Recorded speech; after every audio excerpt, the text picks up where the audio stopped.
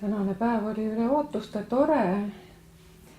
Kartsin, et tuleb palju närveerimist, aga tegelikult ei olnud. Oli meil palju toredaid abilisi, kes aitasid veel koristada ja sättida, et viimasedki asjad ära, mis oli tarvis.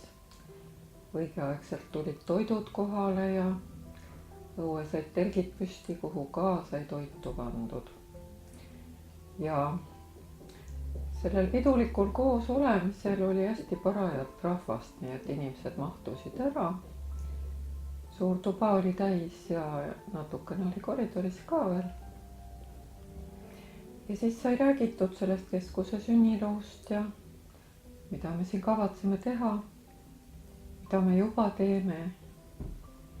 Ja koos söödud, koos rõõmustatud, koos lauldud ja inimestega juttu räägitud.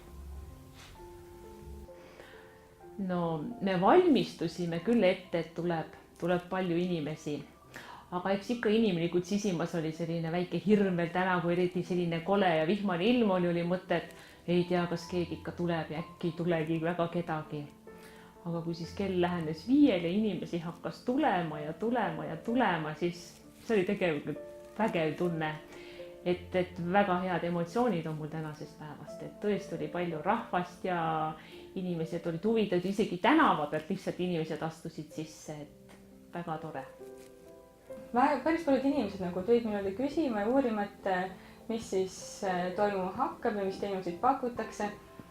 Ja sai tutvustada ja rääkida sellest, et minu jaoks oli niisugune väga tore ja mõnus õhtu. No üks asi on see, et nüüd Delfrit vist juba sai meie koguduse noortejuhiks ja tema hakkab kindlasti noortetööd tegema siin. Siis meie noored emad plaanivad hakata tegema, kuidas see on, beebide kool või ühesõnaga, et emad koos beebidega käivad kord nädalas siin koos ja edaspidi, kui neil on mingi programm välja töötatud juba, et siis nad hakkaksid seda teenusena pakkuma. Ja praegu nad käivad omavahel koos lihtsalt. Ja siis oleme veel psühholoogidega rääkinud ühte ja teist, et võiks ka hakata testimise teenust pakkuma. Ja siis laiendada natukene seda pereterapeutide ja individuaalterapeutide koostööd. Ja ülejäänud asjad seisavad alumise korruse valmimise taga. Et siis saaks suuremaid koolitusi teha ja saaks ka treenažöörid siia paika panna. Ja täna siis olid meil esimesed kliendid, täna siis kell 5 koos keskuse avamisega läks butiik ka lahti.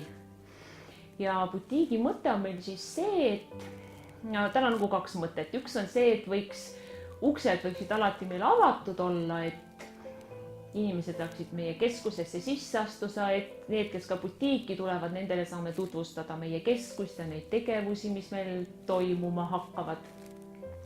Ja butiigi mõte ei ole ka lihtsalt see, et nüüd alati peab midagi ostma, vaid ka selline olemise koht oleks. Meil on selline nurgakene diivanitega, kus saab istuda ja teed juua ja juttu ajada, et ka lihtsalt olemise koht oleks. Ja siinkohal on ka üleskutse kõikidele inimestele, kellel võib-olla on kodus kappidesse seisma jäänud asju, mida sa ise enam ei kasuta, mida sa saaksid meile tuua. Ja meie siis oma butiigi tegevusega tahame toetada kogu meie keskust, et kõik need inimesed, kes võib-olla vajaksid meie keskuse teenuseid, aga nad ei suuda ise maksta näiteks, et siis me saame ikkagi nendele võimaldada teenuseid. Nii et kõik vähe kasutatud, ilusad, tänapäevased moodsad riided on väga teretulnud meie poodi. Võtame need kõik rõõmuga vastu.